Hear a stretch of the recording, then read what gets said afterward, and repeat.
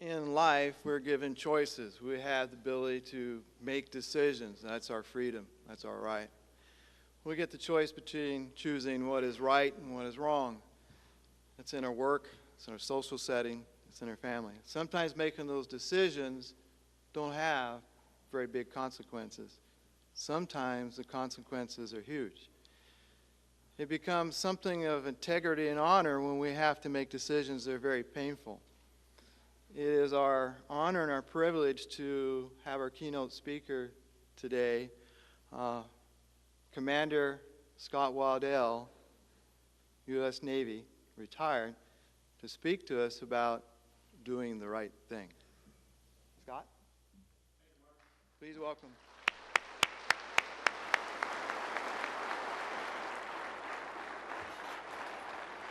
Thanks. Well, good morning, folks. It's an honor to be here. What a phenomenal opening ceremony with the pipes, with the honor guard, and especially to take a solemn moment to honor those that had fallen. I don't know if we have anyone in the room right now that can raise the house lights, but if we can, could we go ahead and turn them up a little bit? And I'd ask that those that have served in the armed forces, our nation's military, the National Guard, in any capacity, regardless of the service, could I get you to stand so we could recognize you for your contribution to our nation? Thank you, ladies and gentlemen.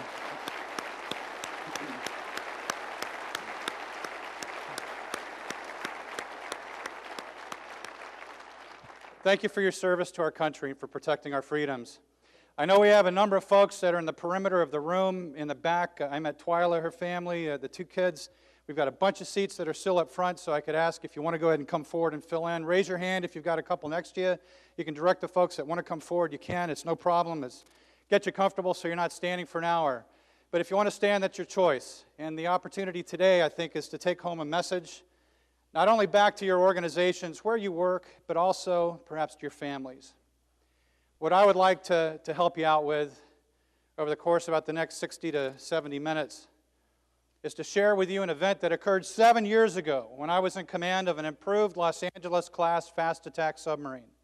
Stationed in Pearl Harbor, Hawaii, a crew of 140 men, we took a group of distinguished civilians to sea, and unfortunately in the afternoon hours collided with a Japanese fisheries training ship, and we killed 9 people.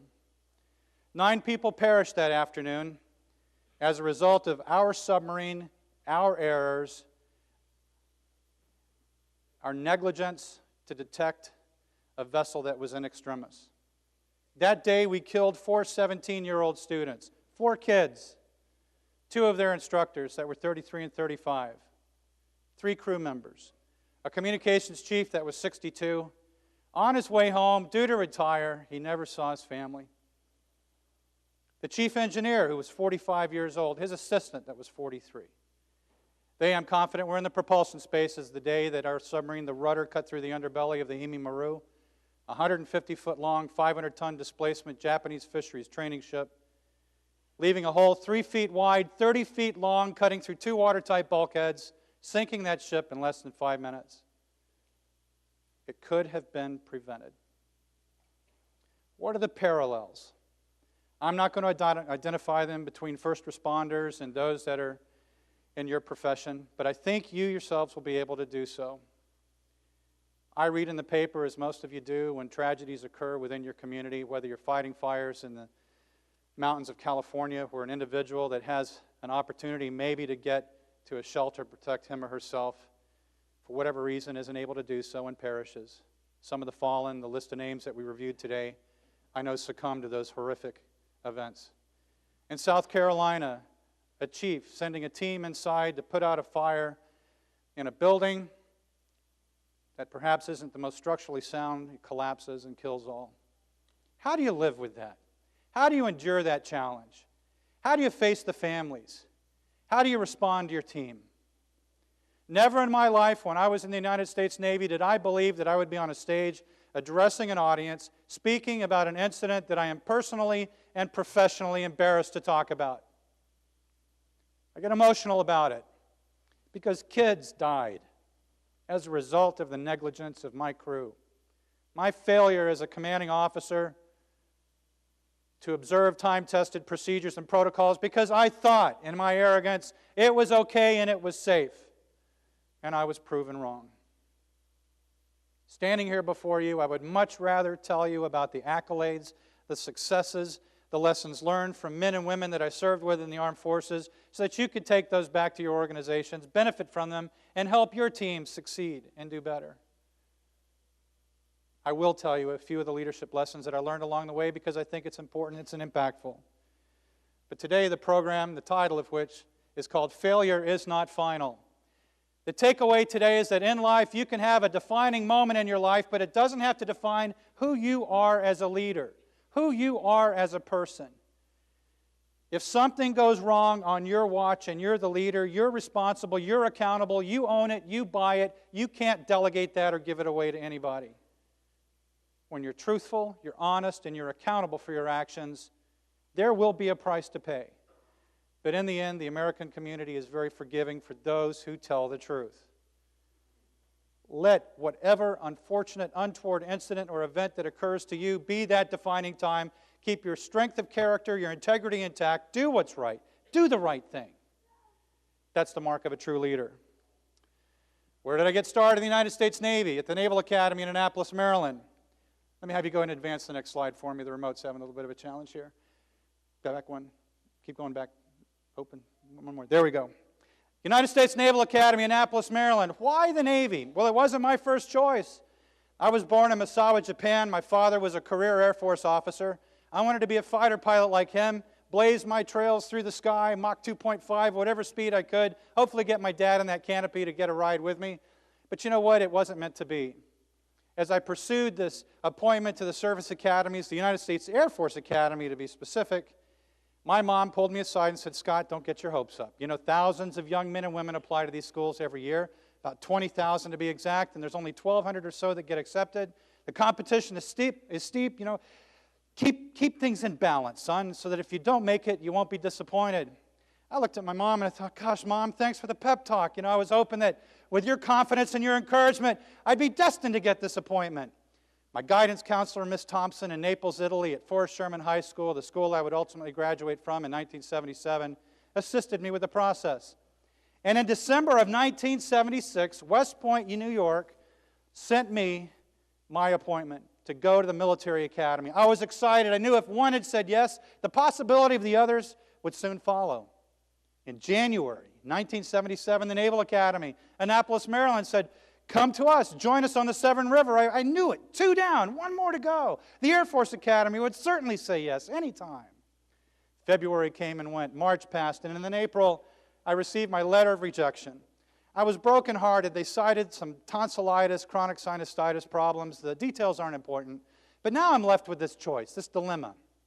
Do I go to the military academy, United States Army, West Point, or the Naval Academy, Annapolis, Maryland, on the banks of the Severn River, not too far from Washington, D.C.? Well, you already know the choice.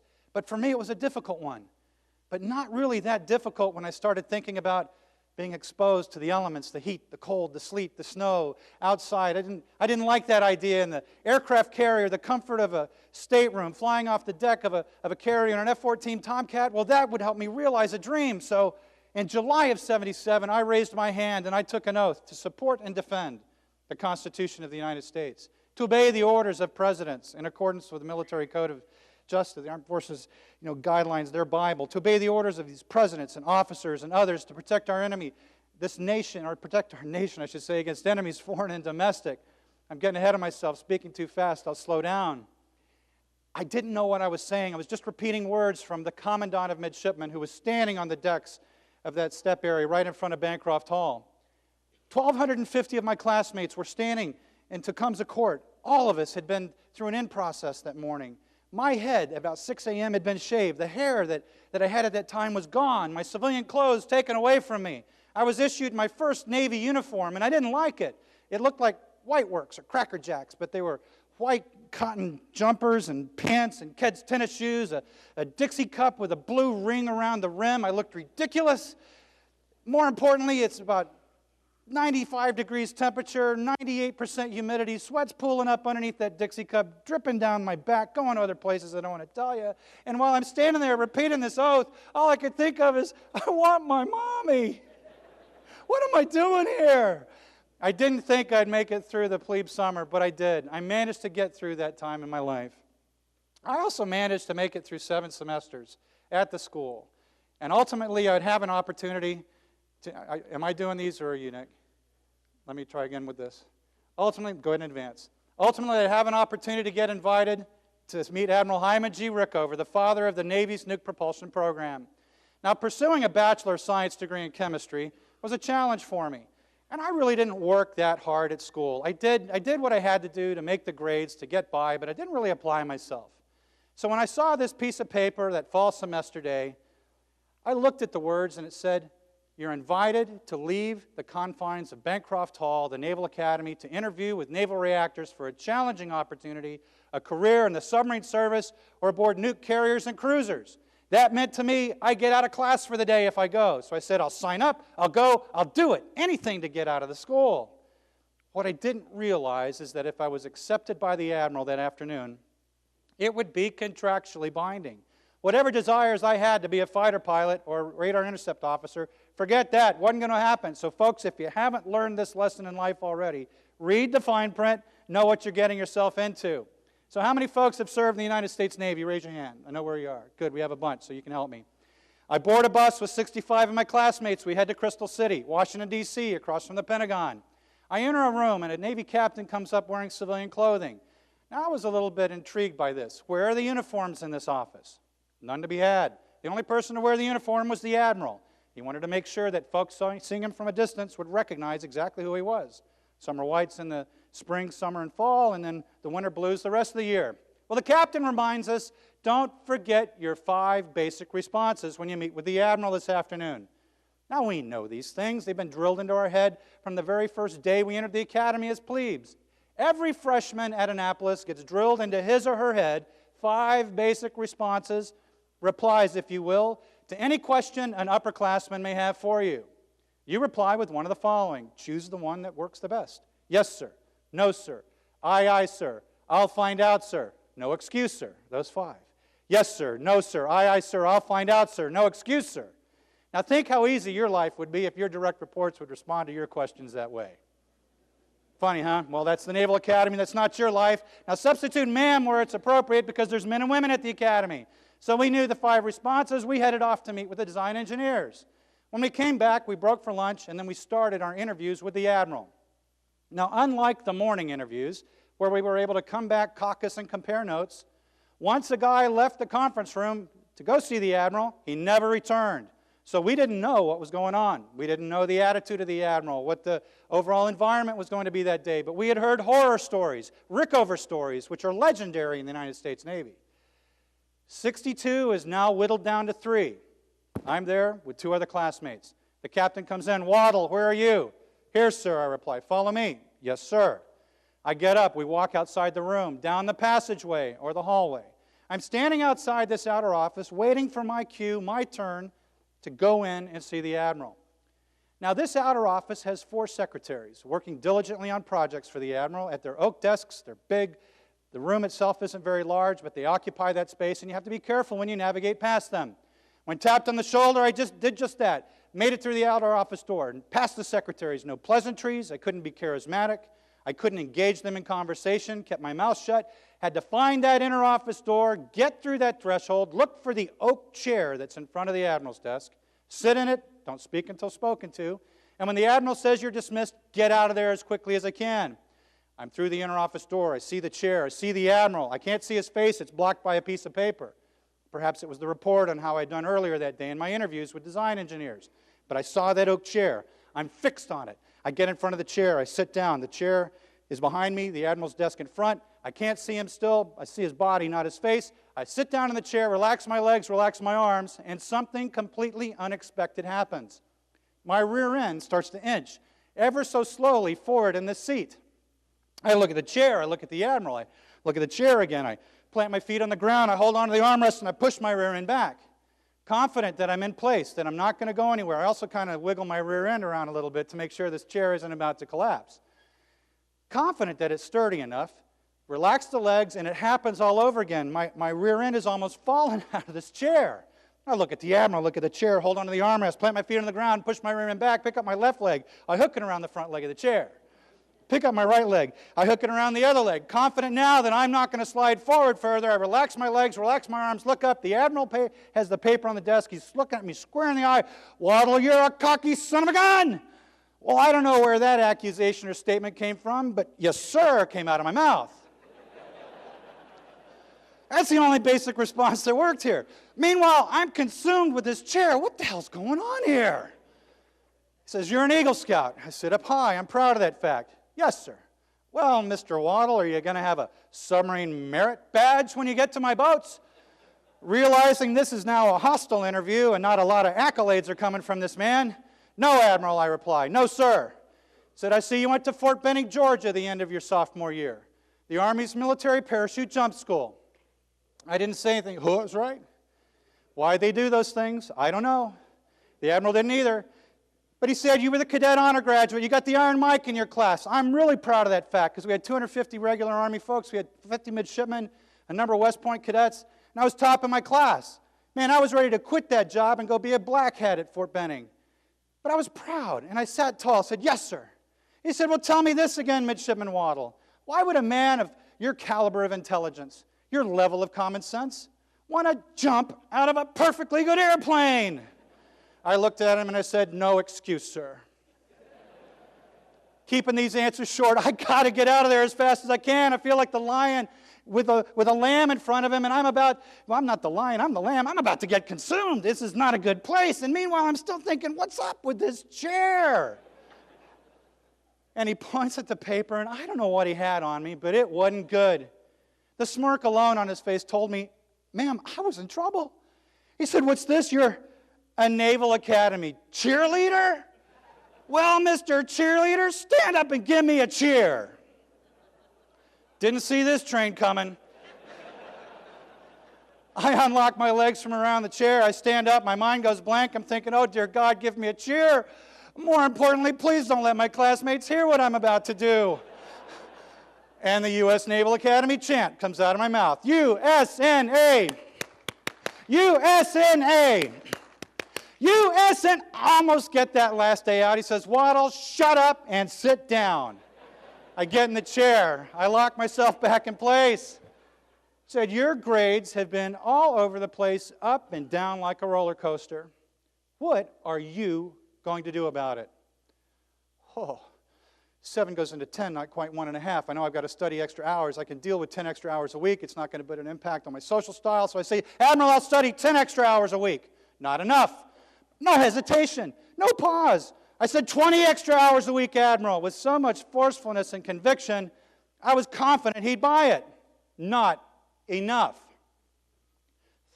30 extra hours a week, Admiral? That's right, Waddle. You will study 30 extra hours a week. Now, how do I know you're going to do it? I said, sir, at the Naval Academy. Admiral, we have the honor code. A midshipman's word is his or her bond. Sir, if we say we are going to do something, you can consider it done. He looked at me in the eye and just said, sorry, Waddle. I don't believe it. I was a midshipman once, and I remember that phrase, you rate what you get away with. No, mister, you will write me every Monday and tell me what you did the previous week. Do you have any questions? I wanted to ask him about that chair. What's going on with this thing? But I knew it only prolonged the pain. I said, no, sir. He said, now get the heck out of here. I unlocked my legs. I stood up. I'm running, racing. I'm trying to get to that inner office door. It's as close as I am from the flag to me. And I'm almost through it. And it's not so fast, Mr. Cheerleader. Give me another chair. Oh, I'm humiliated. I'm mortified. He's attacking my virility, my manhood. And I also think this is the only time I'll ever get to yell at an admiral in an admiral's office. So here goes, give me an N! And in the background, collective unison, you hear this, N! And I thought, oh God, it's not my secretaries. It's my classmates. Down the hall, they had heard the whole thing that was going on, and not to leave me hanging, they came to my aid, joining in the absolute humiliation of Midshipman Waddle. So I stood there following it up with, give me an A, and I heard A. Give me a V. Give me a Y. What's that spell? Navy. Louder, Navy. One more time. Now the walls are shaking. Pictures are bouncing off the admiral's chair. Justice coming out of the ceiling. He stands and says, Waddle, get out of here. I couldn't wait to leave. And when I left the office, all I could think about is what was up with that chair. Now, what was it about the chair? My classmates asked me if I figured it out. I said, yeah, I think so. But really what the Admiral did to make the candidate uncomfortable is he cut the front legs of that oak chair about 3 inches shorter than the back.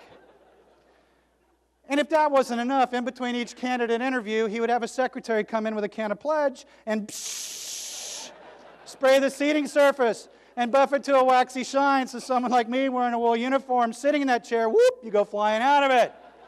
Why did he do it?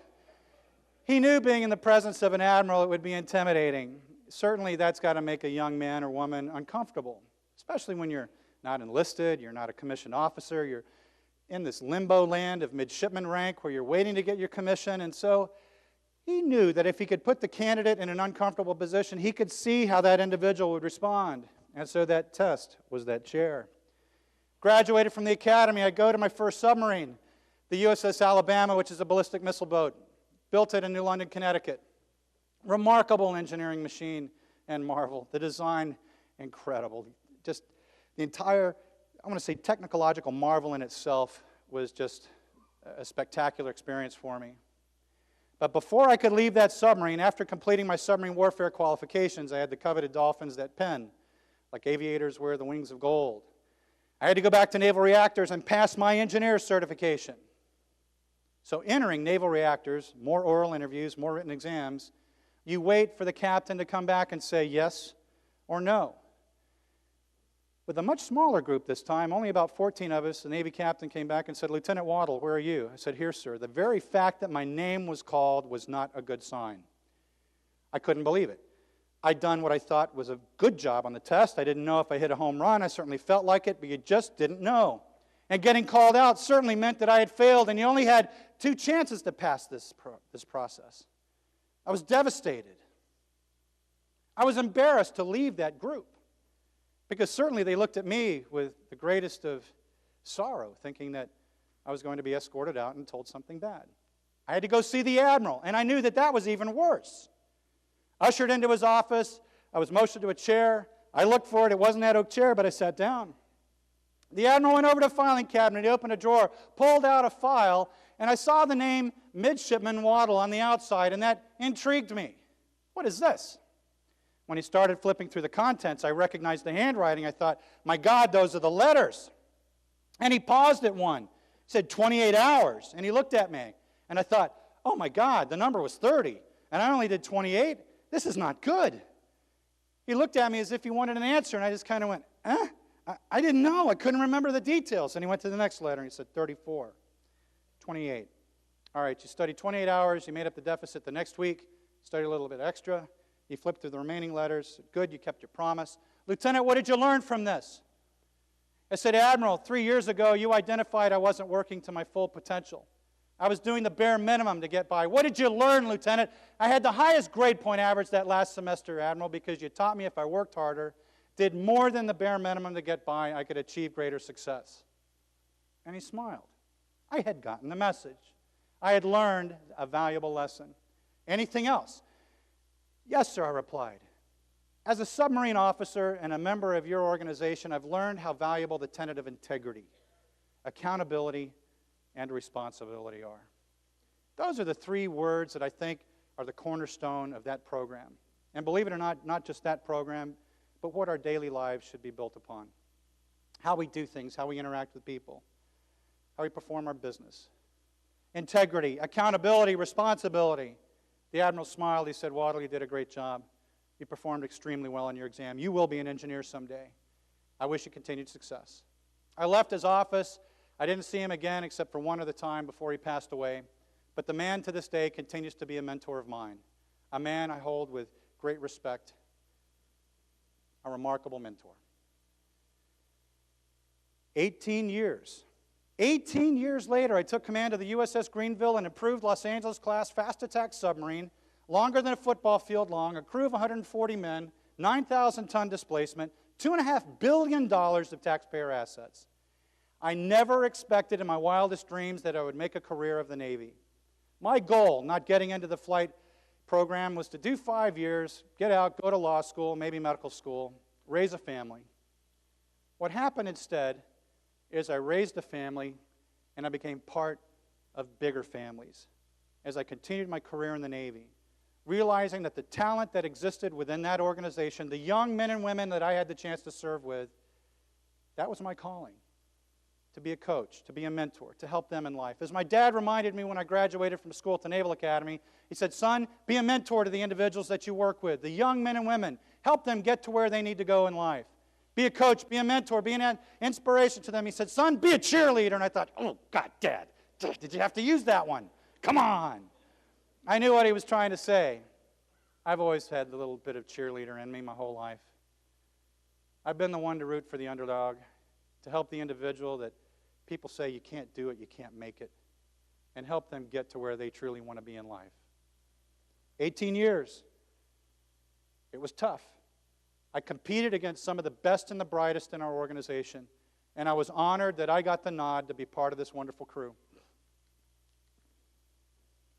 Okay, now am I doing this or are you doing this? All right. The stateroom aboard the Los Angeles-class attack submarine is Spartan in its design. The actual square footage is smaller than, well, a third of the size of this riser stage that I'm on. The tabletop in the back would fold up flush with the bulkhead. The bluebacks and naugahyde chairs would go down. The perimeter outline of the bulkhead shows my bunk. It's about half the size of a twin bed, but this was the lap of luxury. This is where the commanding officer stayed. Life is good if you're the captain. But what happens if you're a junior sailor, a junior enlisted guy on the crew? Well, 9 feet below the deck of my stateroom or the floor, there were 3 bunks forward, 3 bunks outboard, and 3 aft. And often when a sailor would roll out to go on watch, an off-going guy would come in and take his spot. You didn't change the sheets. It's called hot racking. 15 sailors could possibly rotate through those 9 bunks over the course of a 24-hour period. Their personal effects in a bunk pan about that deep. Boy, I used to think that submariners had it hard until I found out the personal sacrifices that were made each and every day by our soldiers, our Marines, the corpsmen, the ground support element in Iraq and Afghanistan. I'll never complain about the hard life in a submarine again, knowing what these young men and women endure each and every day to protect our freedoms, to allow us to do what we are doing today. That's to gather, celebrate our successes, to learn from others, to network. I'd smoke a Robusto cigar when we headed out to sea. About 35 minutes from the time I lit up until we were in water deep enough to submerge, I would celebrate the successes of my crew, bring a crew member up to the bridge with me. We would call home. We'd talk to the families about what he had done, both going out to sea or coming back into port. The square footage on top of that sail is limited, so you couldn't get a lot of people up there. But that was one of the perks or the benefits of being on a boat. And I don't know if we have any other submariners in this audience today, but you know what? That was the last thing that I thought I would ever do as a profession. But I drew to love it and embrace it. I've been asked, how long have you been at sea, submerged without seeing sunlight? 110 days is the answer. 110 days. Well, wouldn't that kind of drive you crazy after a while? Well, the answer is yes. You know, you can go kind of goofy after a little bit if you don't keep yourself busy and occupied. Where were you over 3 months ago? Could you imagine staying in this room with 800 of your best friends? It'd be a challenge. What's the most limiting component that you have aboard a submarine? Why can't you stay down forever? Is it the air? No, it's the food. You're limited in the amount of food you take to sea. We make our own air, make our own water, get rid of the waste, make our own energy. They're self-sufficient cities. You're isolated. You're independent in your operations, autonomous. It's a remarkable profession. And I grew to love it and enjoy it. And I grew to admire and respect the men that I served with even more. If I had to condense the lessons from my mentors down into 2 very simple bullets, the first would be to get up, get back, get down, get dirty. And the second, if the boss isn't having fun, you can bet those working for him or her aren't either. Now, some of you laugh about that second one. It's not rocket science, folks. There's no copyright on these. I'll leave the slides with, the leadership here at team. If they want to distribute it, permission granted to do so. Get up means not to be a prisoner of where you work. Don't be a prisoner in my stateroom. Get back. Go to the farthest reaches of your organization. Get down. Be accessible. Be visible. Get dirty. Lend a hand. There is nothing more powerful as a leader than you can do when you're working with a young recruit, a young rookie, whatever you want to call it, and give them your personal attention and help them in a way that allows them to grow from your personal experience and gain from that knowledge. The second one is if the boss isn't having fun, you can bet those working for him or her aren't either. means that you need to be careful at times and think about your nonverbal forms of communication and how your overall, maybe facial expressions might impact the lives of others around you. Trust me, at sea, sensitive operations with little or no sleep as the captain, I grew fatigued. The old man truly began to feel like an old man after a while. And I'd crawl into the control room, out of my stateroom, a few short feet away, and my chief of the boat, Cobb for short, the senior enlisted guy, an E9 Master Chief Petty Officer, would pull me aside and say, "Captain, smile. The crew needs it, sir. They think that you're pissed off. They think that you're mad at them, that they've done something wrong. They need to see that smile." And that was my trusted agent. My command master chief was not only my right hand, but in the end, he was my best friend. He respected my position. He helped me. He was, if you will, he was my litmus test, for I would consult him and say, "What do you think about this, Master Chief?" and bounce ideas off of him. I knew I was ultimately responsible as the captain, but I wasn't all-knowing. I didn't pretend to have all the knowledge in the world. I would trust my men to help me get to where I needed to go. Now, some other things. We'll go to the next slides. Advance it, please. The first one is to lead by example. Leadership starts at the top. You have to invoke exacting standards, and you need to listen to what's happening in your organization. All too often, we don't take the time to listen. And I remembered as a young junior officer getting ready to get underway on that Trident ballistic missile boat. My first underway, I didn't want to look bad in the presence of the captain. I wanted my line handling orders, the orders to the tug, to be crisp, precise, and accurate. But ultimately, I'd have to write, starboard on one hand and port on the other to remember which was left, which was right.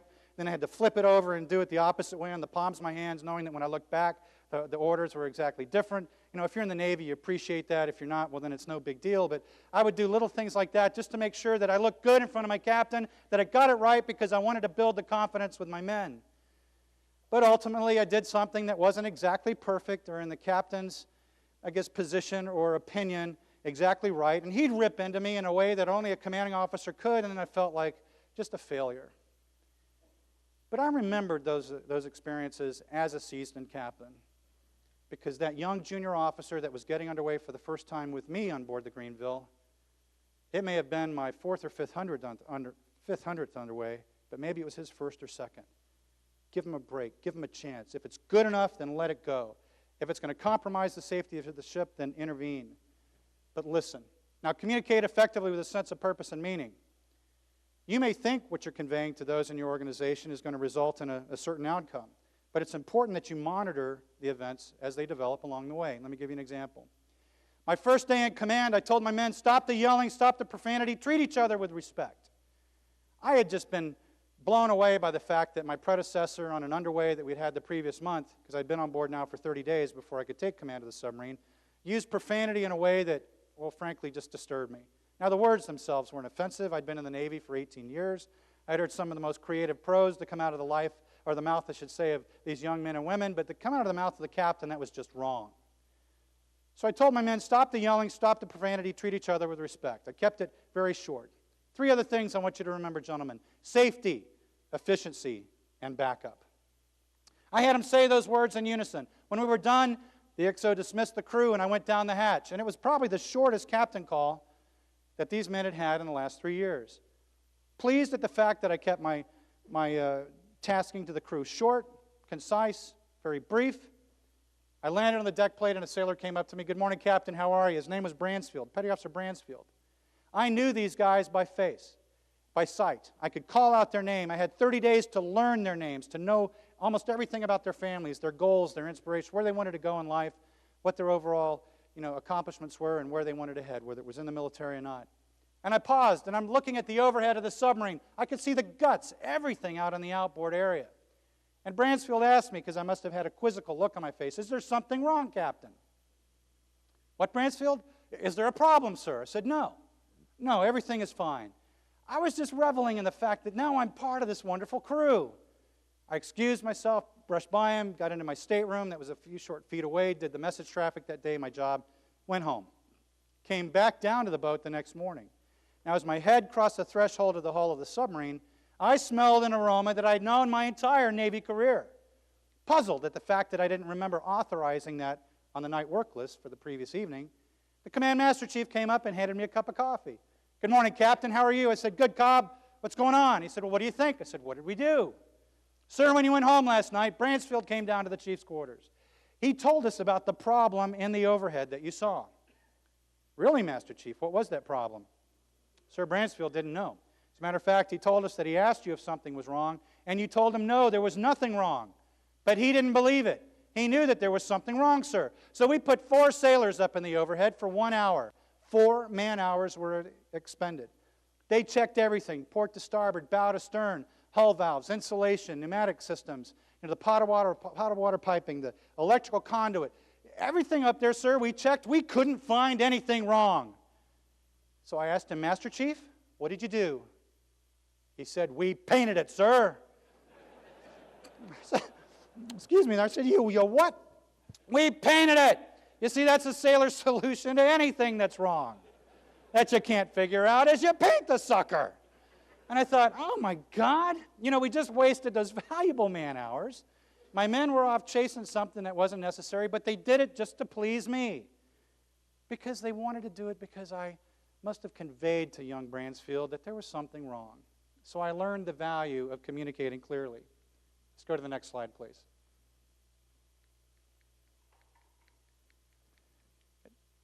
Okay, we're going to get more than we want. Foster climate of trust. You have to build on this each and every day. Now, you, by virtue of your position, get trust from individuals, but you have to earn it. Build up your people where you can. Build up your people. That doesn't mean send a text message by your BlackBerry or an email over your computer. Now, maybe doing so is the right thing if time is of essence and you can't get up, get back, get down, get dirty, that is, be visible and accessible where those folks are to celebrate their successes. But take the time out of your day to praise those that do a good job. And I had a chance to have breakfast this morning with 2 fellows. Are you here in the audience today? Sitting with each other? It's 911 over here. I don't have my glasses on. I'm sorry. One's a chief, and he's part of a 911 call center. And one of the things that struck me in the conversation is how he uses the recordings as a tool to not only go back and review where improvement can be made on the part of the dispatcher, but to celebrate their successes too, where they've done a job well done. That's a very simple example of where you can praise those in your organization to celebrate their successes and their achievements, where they do work well, to use that as an example to help and motivate others. Improve the quality of life where you can, and the last thing is that you have to be accountable for your actions. In life, you have to be responsible as a leader. You can't delegate that. I mentioned it earlier on at the beginning of the program. No matter how hard you try to sidestep that responsibility, people are going to see what you're doing or what you're attempting to do. And the fact of the matter is, as the leader, as the chief, as the lieutenant, as the captain, it doesn't matter. As the lead hose man going in on a scene, or a medic as part of a first response unit going to an accident on a highway or whatever, your actions are yours. The actions of your team are yours. Their successes are yours to celebrate. Their failures are yours to review and to improve upon. Advance it again, or go back. Okay. Building a team. I had mentioned when I arrived in Hawaii in February 1999 that there were some profanity issues with the leadership. The captain was unhappy. As a matter of fact, I think he just lost his sense of humor. He was tired. He was ready to go on. But one of the biggest measurements that I had on the success of that organization was retention. We were losing sailors at an unprecedented rate of 3 per month due to drugs, alcohol, misconduct, unauthorized absence, a number of reasons. The sailors felt that it was more important to get out of the Navy and to escape that type of an environment than to live with the consequences of their actions. So I had to stop the hemorrhaging. And how did we do it? By those 2 very simple things that I shared with you earlier on. Get up, get back, get down, get dirty. Remembering that if the boss wasn't having fun, those working for him or her probably weren't either. Along with the other leadership tenets that I shared with you, those are all important. And no longer did I find us at the bottom of the retention roll, 19 of 21, not quite the bottom, but about as close as you can get or would want to get. In 9 months, we moved from 19 of 21 to 2 of 21. That got the attention of my squadron commander. How are you doing this, Scott? Commodore, come down to the boat, walk the ship, meet my crew. They're anxious to see you, sir. Can't. Too many other problems with 2 other boats in the squadron that are occupying all my time. Commodore, I know my men would appreciate it, would love to have you down for lunch. I'll try, but no promises. Hey, missed opportunities. Unfortunately, the only time that Commodore ever made it down to my boat is when we were returning from port following the collision. Broke my heart. Now, he would visit us in dry dock, but never come down to the ship or into the bows. And I was disappointed by that. His choice. At the 12-month point, we're the top-ranked submarine in the Pacific. That got the attention of our admiral, Al Konechny. Used to call him Big Al, the sailor's pal. Now, if you can imagine an admiral with 2 stars on his shoulder that looked like Rodney Dangerfield, had the sense of humor of Rodney Dangerfield, that was Al Konechny. Sailors loved and idolized this man. Ultimately, he was scheduled to have his change of command ceremony on the deck of the Greenville, where he'd be promoted to vice admiral, get his 3rd star before heading to the East Coast to Norfolk, Virginia. Unfortunately, following the collision, those plans changed too. No longer would there be a change of command ceremony on Greenville. Now, Konechny would get his 3rd star, but he would have this huge challenge to get through, an investigative process to find out what the root cause of this incident was. My team, these men, we celebrated our successes. At the 14-month point, we're the top-ranked submarine in the Atlantic and the Pacific, and the Navy Military Personnel Command sent a delegation down to the boat. How did you make such a dramatic change, Captain, over a short period of time? I introduced them to my Command Master Chief, Doug Kaufman, my Engineering Department Master Chief, Greg Swanson, shown in the photograph at the far left. A Navy diver, 2% body fat. The man was a rock. He was just solid as he could be. Tough as nails. Not rock as in a sense of dumb. The brightest guy I've ever known. This guy was one of my strongest supporters, and I idolized him. Both he and Doug Kaufman were the reason why we were able to succeed so much on that submarine. Now the officers, my wardroom, contributed. But the enlisted leadership, my first-class petty officers and other chiefs, were the backbone of that submarine. And I explained that to this delegation. And they were shocked because they expected some great life experience to come flowing out of my mouth. And I said, I just merely got out of the way and let them do their job. I helped them. I coached them. I gave them guidelines. Life was good in command. 2 years of living in this wonderful home at the water's edge of Hospital Point gave us the opportunity to look out into the water. And I'll show you another picture that follows. But this 5,000 square foot dwelling was shared by 3 families. We occupied the right half of the 2-story structure. Now, the master bedroom that Jill and I shared was behind the banyan tree that you see in the picture. How many have been to Oahu or to Pearl Harbor? A few here? All right, you've probably seen it, and you know about those trade winds that can blow through at night, the occasional Malka showers that come through during the day. Wait 5 minutes if you want the weather to change, because it will. But Jill and I used to fear for our safety and well-being at night and the comfort of this home, thinking that the walls might collapse because of the strength of the winds that would often apply that force on the side of the house. But we knew that the termites standing there holding hands would do their job. And we'd wake up the next morning to again see this beautiful panoramic view of historical Ford Island, the battleship Missouri at the center, Arizona Memorial to the right, the Waianae Mountain Range in the background. This truly was paradise for us. Life was good. And I'm at the pinnacle of my career. I've achieved this milestone of command of a Los Angeles attack boat. My crew is amongst the best to serve with. I believe there isn't a single commanding officer serving in the Navy today or past that wouldn't say that the men and women they served with were absolutely the best they ever had. You're proud of the family that you're with. These men had helped me get to a place in my life and my career that I never envisioned I could reach. It was a joint journey. I helped them. They helped me. So what went wrong on this fateful day, February 9th of 2001? Taking civilians to sea, we put the boat through its paces. We were running late because lunch went a little bit longer than expected. High-speed rudder turns, angles and dangles. We would ultimately go to periscope depth to make sure that the surface picture was clear. But my search was abbreviated and cut short because I put an artificial time constraint on my watch team. Now, we achieved the objective of getting to periscope depth and getting up there safely. But once at periscope depth, I cut the surface search process short. Because based on the reports I received, I thought it was clear that there were only 2 contacts, both 9 miles away. No hazards close aboard. At least that's the report I received from my men. Unknowingly, one of my fire control technicians, a guy named Patrick Seacrest, had a computer-generated solution based on the input from sonar showing a vessel at 3,000 yards or 1.5 miles away. When I took the periscope, I called out, I see no close contacts. Why I missed the Hemi Maru, why I didn't see it, is something I'll live with the rest of my life.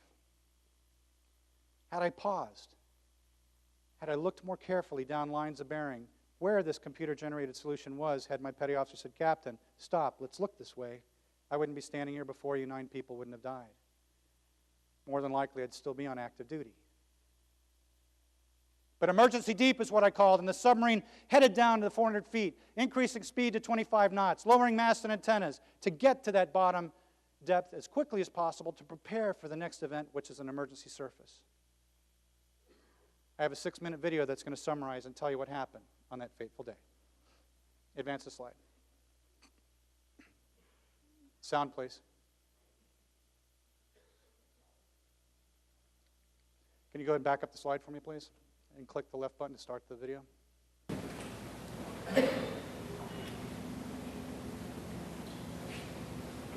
12:31 p.m. The sonar operators aboard the Greenville monitor and track a surface contact.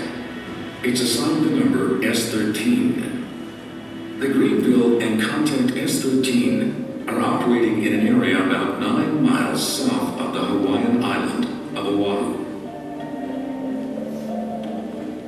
1:31 p.m. Aboard the Greenville, the day trip for the civilian guests is coming to an end. But Commander Scott Waddle has one last exercise he wants to demonstrate to his guests. Main ballast tank blow is a maneuver that a submarine performs in the event of an emergency, say a flooding condition or a condition that requires it to rapidly ascend to the surface. One thing about the emergency main ballast tank blow is once the procedure is initiated, the submarine is going in one direction, and that's up. 1:37 p.m. Before this maneuver can be carried out, the Greenville comes to periscope depth to check for any conflicting surface traffic. But I took the periscope, not expecting and not anticipating that there was a close contact such as the Hemi Maru. And when I looked down the lines of bearings where contacts were based upon fire control system, I saw nothing. Did a low power sweep and didn't detect the vessel. Sonar believes contact S13 is miles away at a range of 16,000 yards. In fact, it's much closer, actually only 3,000 yards away, and closing at a speed of 11 knots. Commander Waddle invites a few civilian guests to participate with the emergency main ballast blow, but only under close supervision of the crew. 1:42 p.m. The Greenville is 400 feet below the surface. When I was confident that there were no ships in close proximity to our vessel that would be a hazard, I ordered the initiation of the emergency blow. The 6,900-ton submarine is heading towards the surface at a speed of 14 knots and at a 15-degree angle. The crew and students aboard the Hemi Maru are going about their normal business.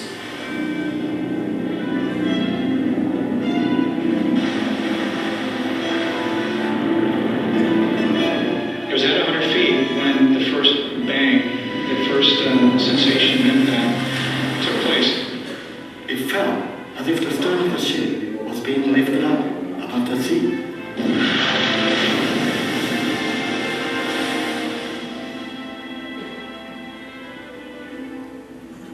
As I was watching the captain, his face turned white.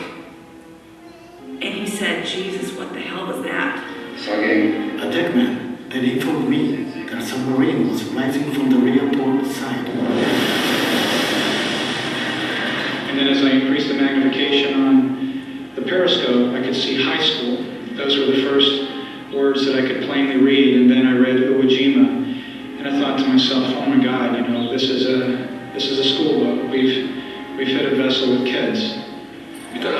I looked immediately outside. I saw something like a submarine right next to our boat. And our ship was already starting to go down. The Greenville puts out an emergency emergency call to Navy headquarters, who in turn radio the Coast Guard.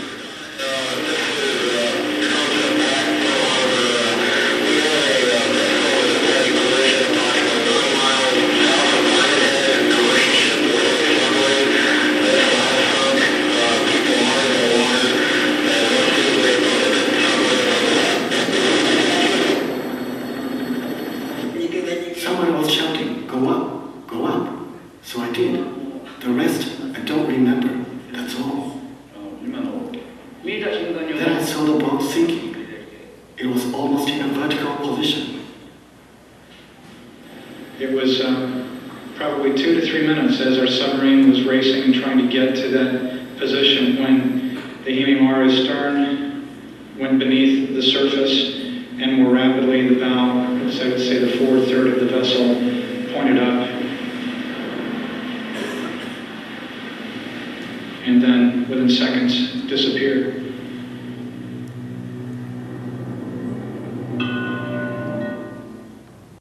For me, watching the Himi-Maru disappear from view was the darkest moment, not only in my military career, but in my life.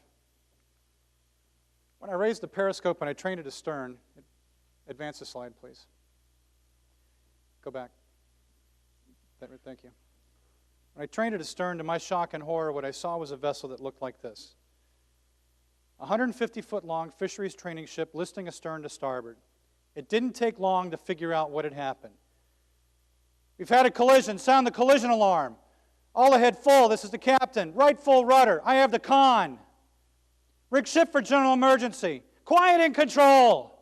There was chaos. There was panic amongst my men because this unexpected event had now occurred, something they never dreamed of, much less me as a commanding officer, was unfolding before us. As I looked through that single ocular eyepiece and through a video repeater they could see on small screens mounted throughout the boat.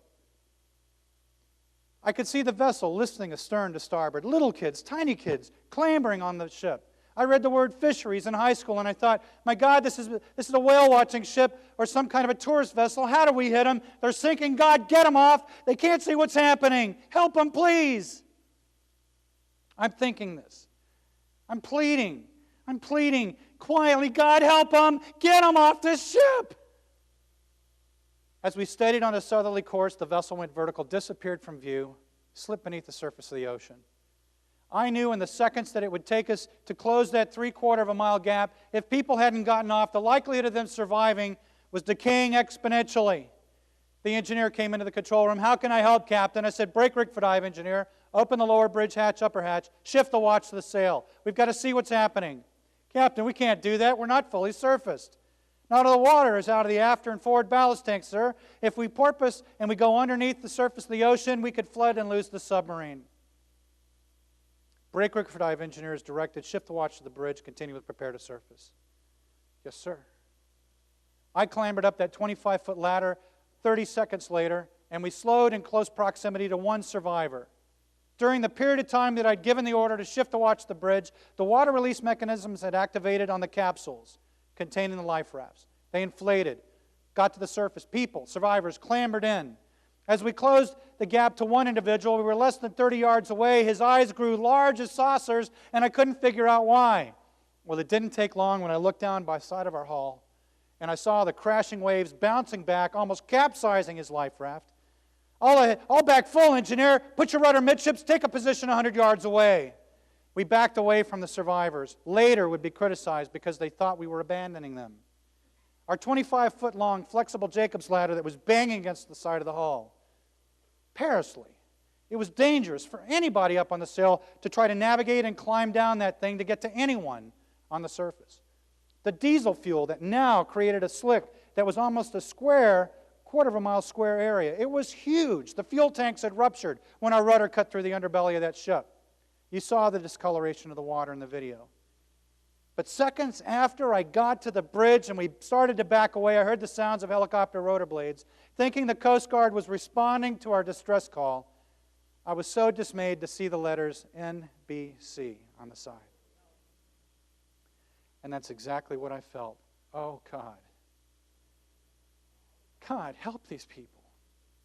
We looked into the life rafts. We tried to assess the physical condition of these survivors. Are they okay? Do they need emergent medical assistance? All we had was a corpsman. We had the equivalent of a medic. We didn't have a doctor on board. No one that could really treat a serious injury. The biggest challenge they had was a broken clavicle, ingestion of seawater, diesel fuel. So we waited for the Coast Guard to arrive. I told my men to ignore the helicopter hovering overhead, focus on the survivors, try to assess the condition, look for other people that might need help. Life rings were in the water, flotsam, nets, buoys, things that debris from the vessel surrounded us. Reminders of the fact that a ship had just disappeared. And with it, my hopes of any future. It wasn't about me, it was about them. Are they safe? And when the Coast Guard on-scene commander arrived, an hour later, gathering everybody, saying, "We've got them all," I said a prayer, "God, thank you, Jesus." I could live with the fact that a vessel is lost. I can live with that. But knowing that people had perished as a result of our actions, oh God, thank you. 45 minutes later, they pulled into Aloha Tower. And over Channel 16, they passed the word 10 unaccounted for. It was as if somebody had taken their fist, jammed it in my chest, and ripped out my heart. I wanted to scream, "God, no! Anything this, but this, God, please, not this, God, no!" I couldn't change it. My worst fears had now been realized. 10 people gone. I didn't know who, I didn't know how old. All I knew is people were missing. We were directed to stay at sea that night, not allowed to return to port. I didn't understand why, because we really weren't effective in search and rescue efforts. We were directed to take a position 2 miles to the northeast of where the collision took place, prevailing winds blowing to the south-southwest, the exact opposite direction, away from our position, toward the point of collision. We were merely out of the way. But what my Navy leadership didn't realize is we were in the middle of the shipping channel for merchant traffic going into Honolulu Harbor.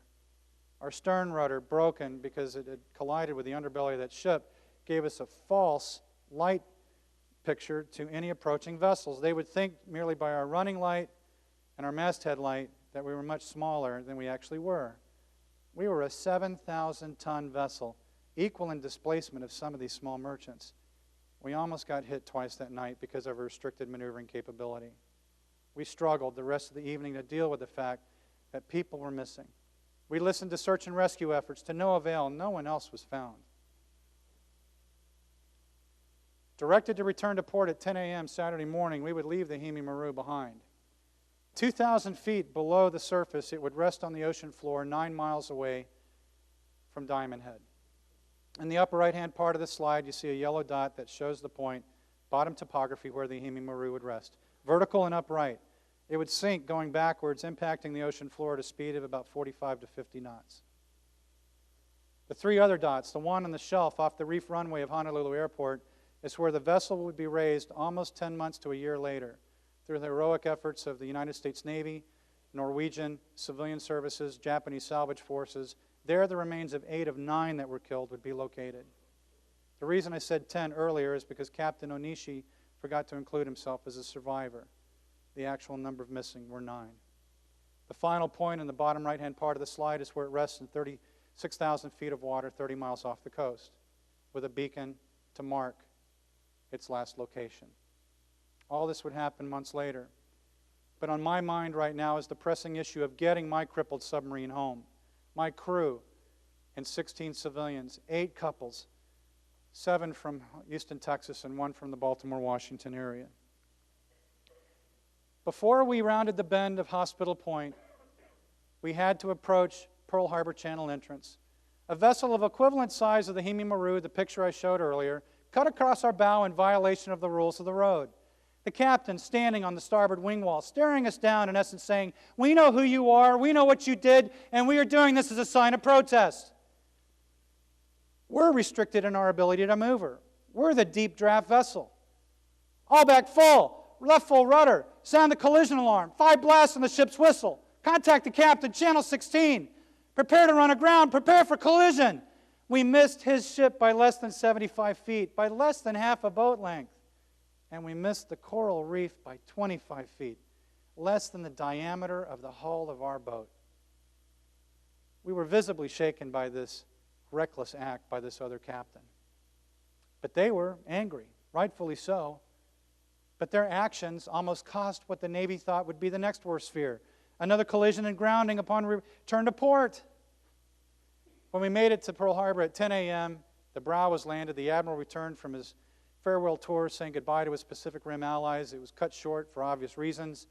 "Your wife and daughter on the pier, Scott. Go to them." "Yes, sir," I replied. He said, "Then be in my office at 1300. I knew what I was facing, what was coming my way. It wasn't good. My daughter, Ashley, then 13, was hugging my wife, holding on to her. "Daddy, it's bad. Daddy, kids are dead. What are we going to do, Dad? 4 kids are killed." It was then that I learned the number was 9. It was then I learned that children were missing. From the mouth of my child came the news that I dreaded. Mascara was streaked down my wife's face. "Scott, it's horrible. It's bad." Horrible and bad aren't the right words to describe this. I can't tell you how bad it is. I told her to go home, to wait for me. I'd be back after 1 o'clock. I had to see the Admiral. I knew what was coming. But more importantly, perhaps to consider going to Olympia, Washington, where my mother-in-law lived. She's been a widow for almost as long as Jill and I have been married. We lost my father-in-law, who was a firefighter and a chief, to a heart attack 6 months after Jill and I were married. I regret never getting to know the man, but my mother-in-law had always allowed us to use her home as a home base during our intermediate steps in my career as we were changing duty station. And I felt it safer for my wife and daughter to go there than to stay at Pearl Harbor, where I knew the media would lurk and wait and try to reach us. "We're not leaving you, Scott." "Then please go home." At 1 p.m., I was in the Admiral's office and I was fired, relieved of command. I told the Admiral how sorry I was. Few words were spoken. The Command Master Chief waited for me outside. He drove me back to the submarine, and he knew what had occurred. Emotions were running high. The crew was distraught.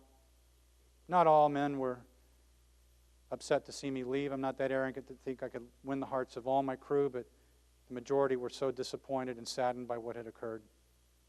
It was a sad day for everybody. No one won on this day. This wasn't an enemy. These were innocent civilians. 9 families lost their loved ones. I lost a crew.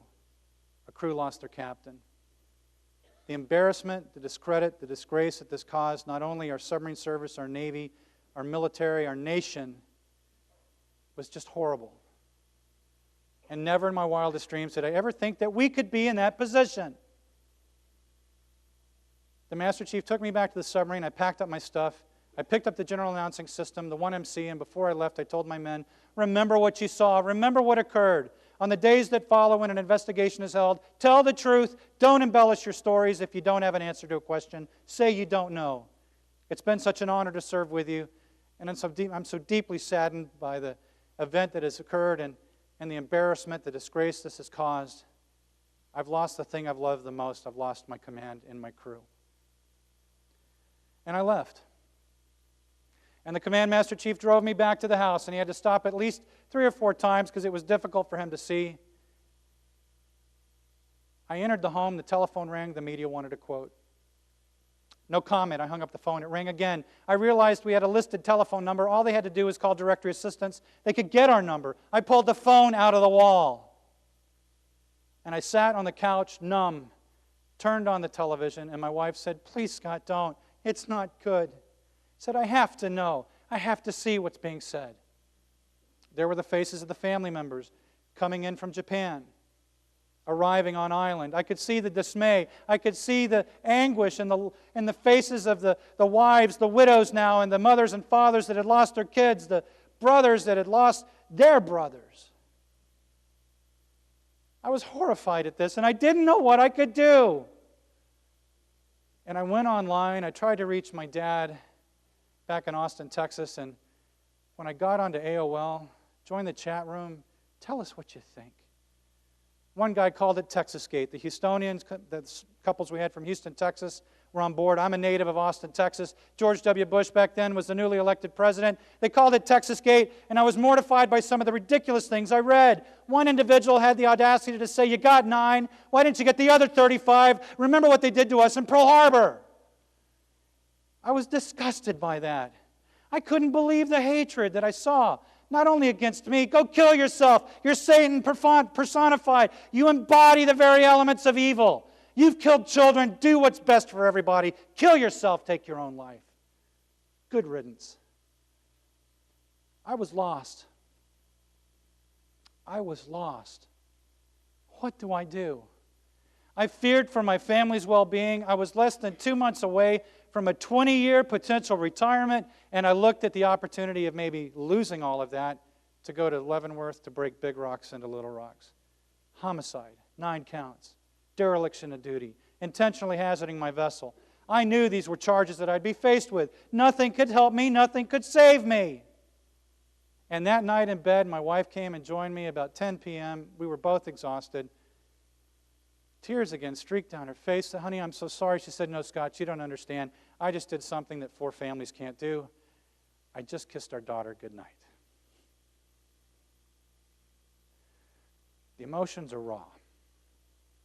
I tell this story not for your empathy, not for your sympathy, but in hopes that when it comes your time to make a tough decision, to send men and women into harm's way, that the choice that you are making is the right one, to save those that are in peril, to safeguard those whose lives you are entrusted to protect. Don't cut procedures short. Don't abbreviate processes. Be responsible. Don't be so arrogant to think that you know it all, because a split-second decision can cause you everything that you own. And I was faced with this dilemma. What do I do? At 3 a.m., I went to the water's edge. I sat by the V in the tree and the photograph to the right, and I screamed at God, "Why me? Why me, God?" And then I thought, not why me, why them? Why them, God? What good can come out of this? Why did this happen? And I thought the unthinkable. I thought about going inside and taking the life of my 13-year-old daughter, taking the life of my wife, and taking my own life. There was a ceremonial Russian naval officer's dagger that had been given to me the previous November, 18 inches in length. I'm thinking it'll be quick. The pain my family will have to endure in the months to come, me losing everything, it's the easiest way out. Now, the thought was fleeting. And sitting in this audience, you're probably thinking, how could you do that? Your family. How wrong. How selfish. And you know what? You're right. And I realized that too.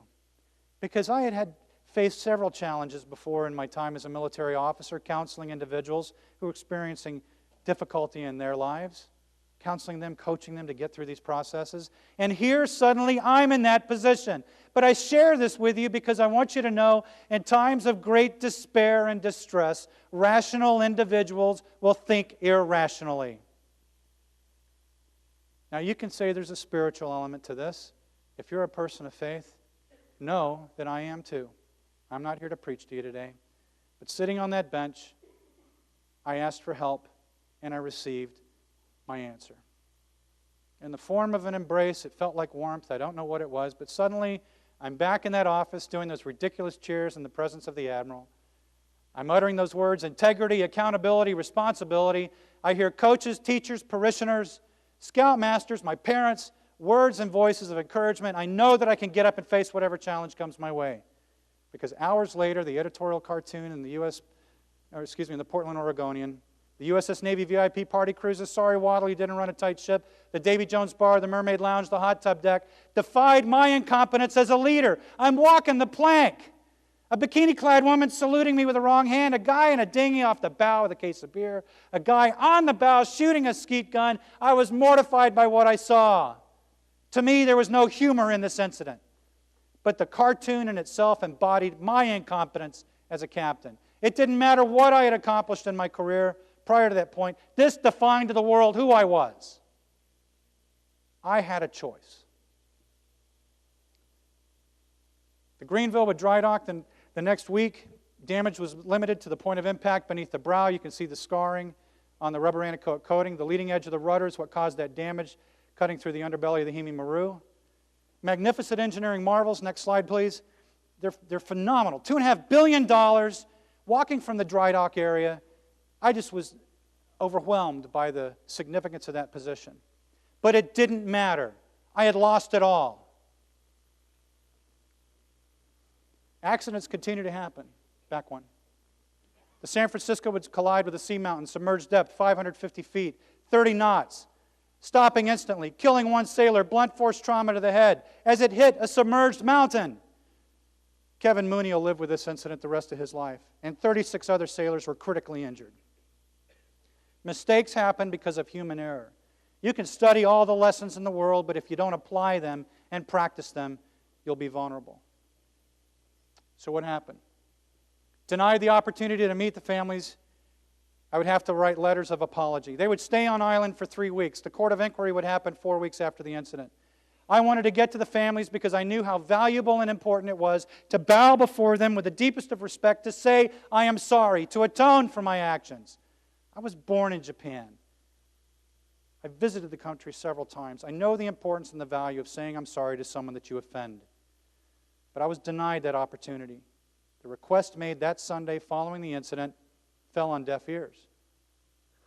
At church, Liz Beasley, our pastor at the Episcopal Church, had a sermon on why bad things happen to good people.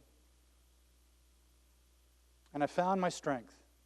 The strength was in taking a position by doing what's right. And for 2 weeks, when the court of inquiry would convene, my crew would do just that. They would tell the truth. Now, in the period that followed the sinking of the vessel before the court of inquiry was held, I would write letters of apology, printed on parchment, sealed in wax, bound in ribbon. Presentation is important to the Japanese. I delivered them to the consulate general, bowed deeply before the Japanese consulate general, and said, I am sorry.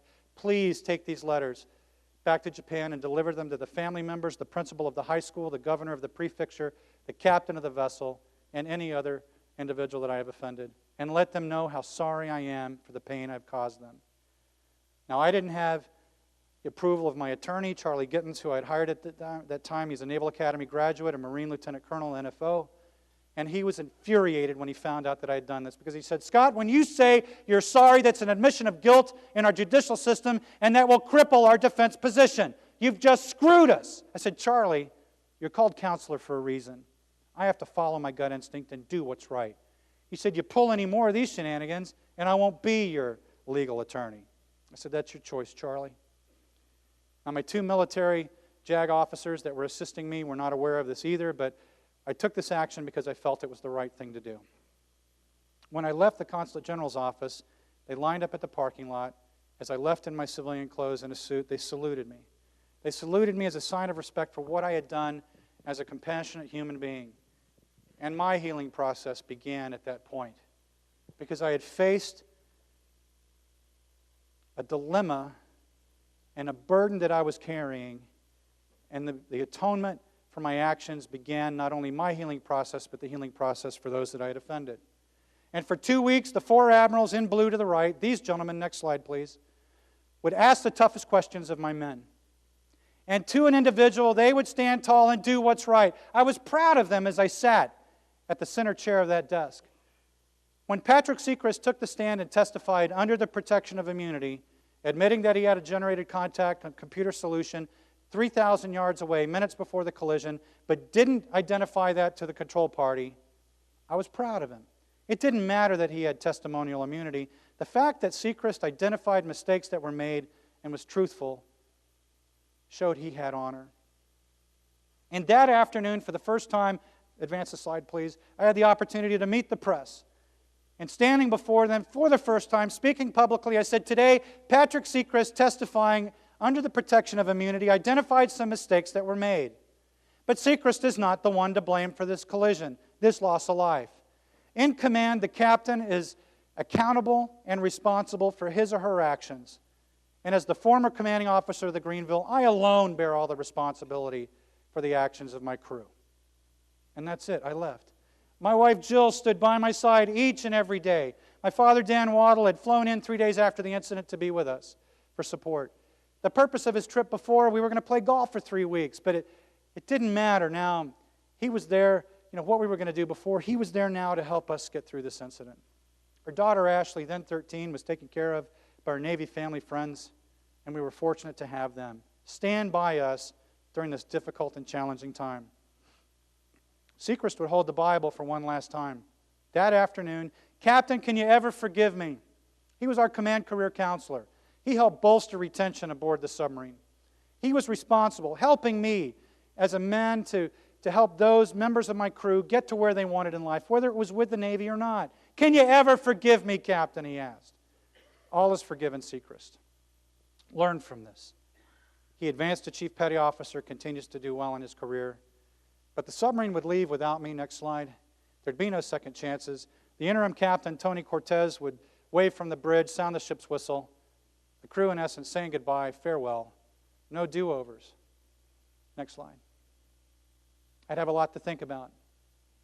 But one action I told my attorney, Charlie Gittins, that I would take is I would take the stand. "You don't have immunity, Scott." I said, "It's not necessary, Charlie.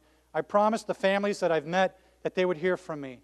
During that 2-week interval, when 2 separate groups came in, it is surviving members, mothers and fathers who had lost their child, wives who had lost their husbands, brothers, as I said before, who had lost their own brothers.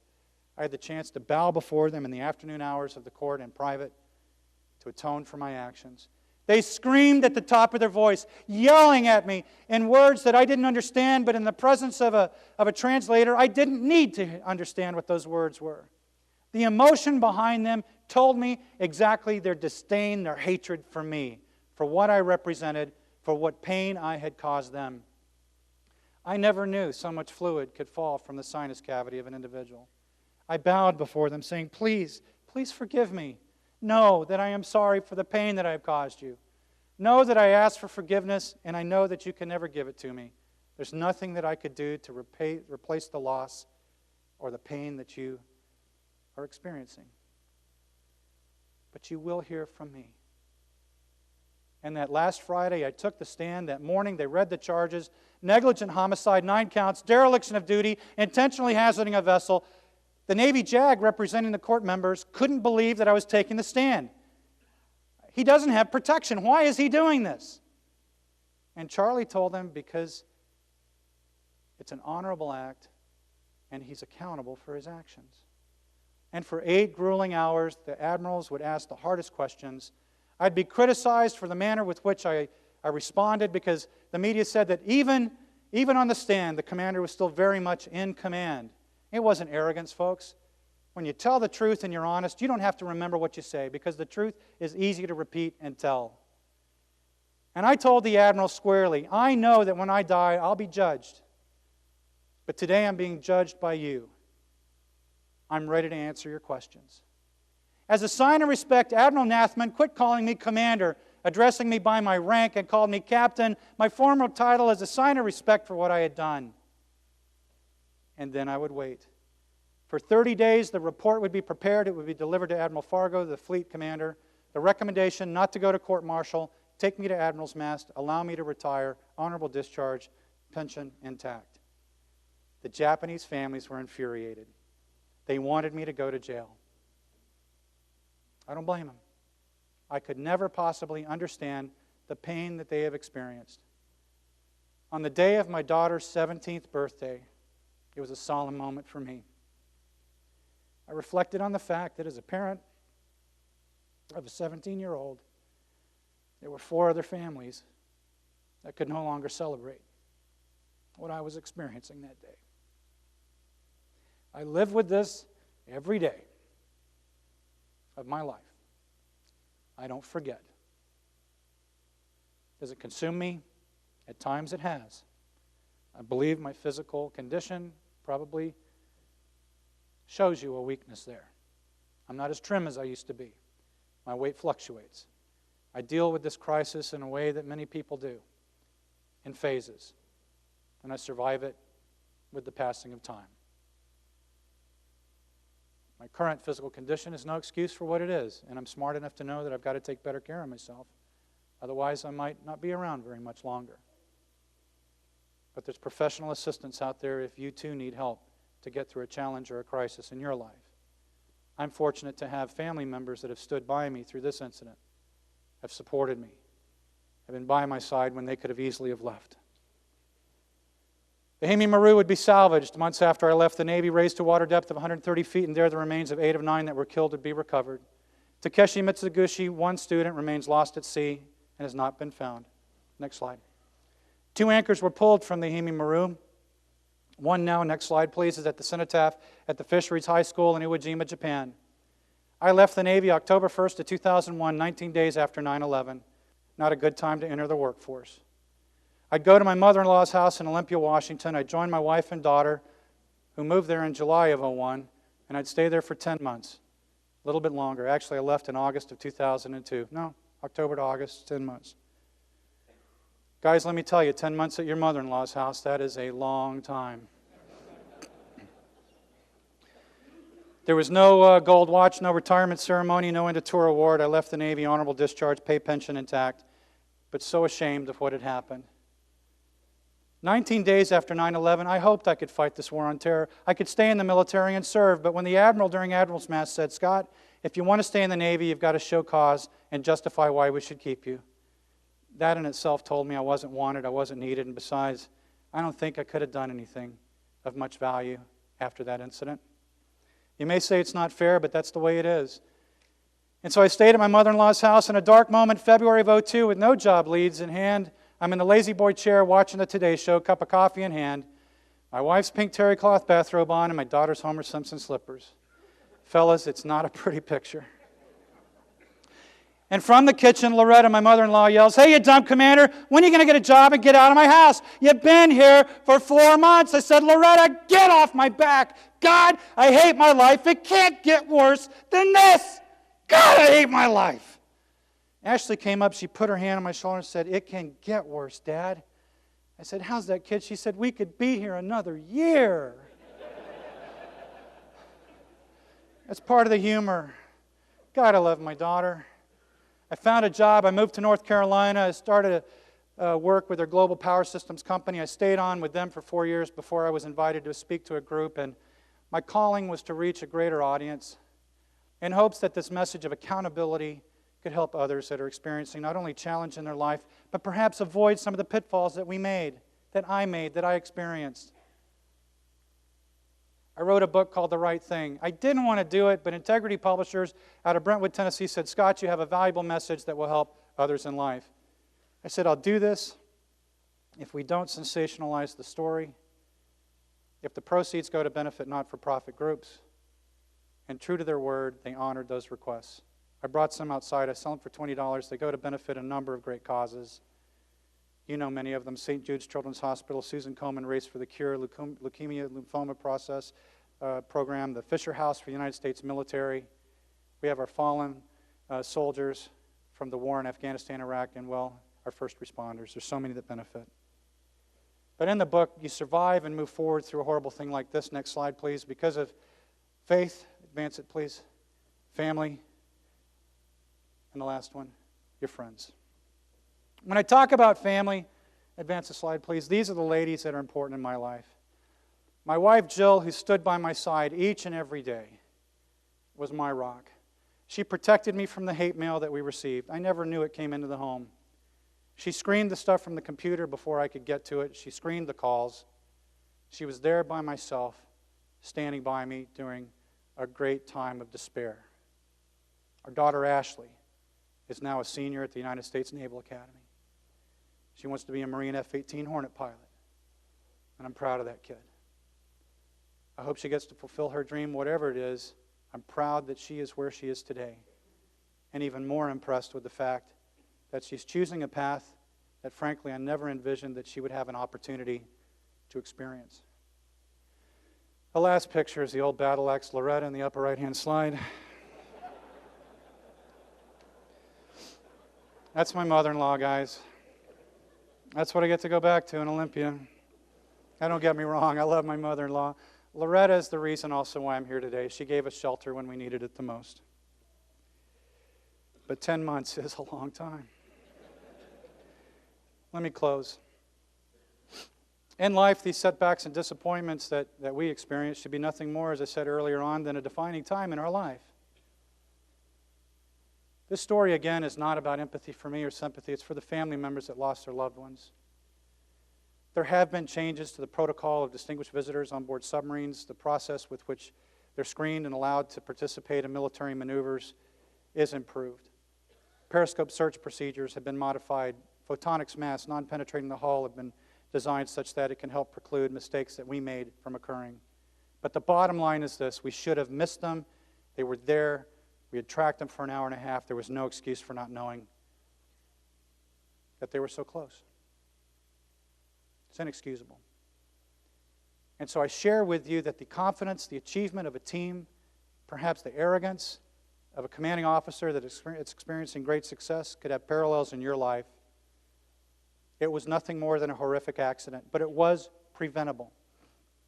Should you find yourself in a precarious or perilous position, let your actions speak for who you are as leaders. If you were to lose it all next week, next month, next year, somewhere down the line, ask yourself, can you stand tall? Can you do what's right? Can you take the hit? Can you take the heat?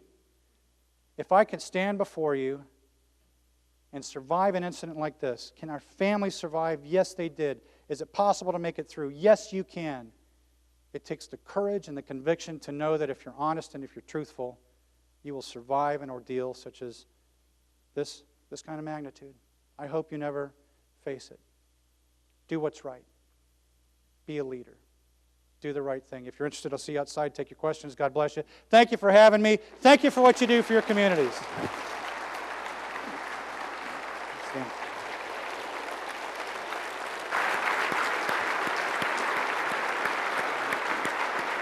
Thank you, Mark.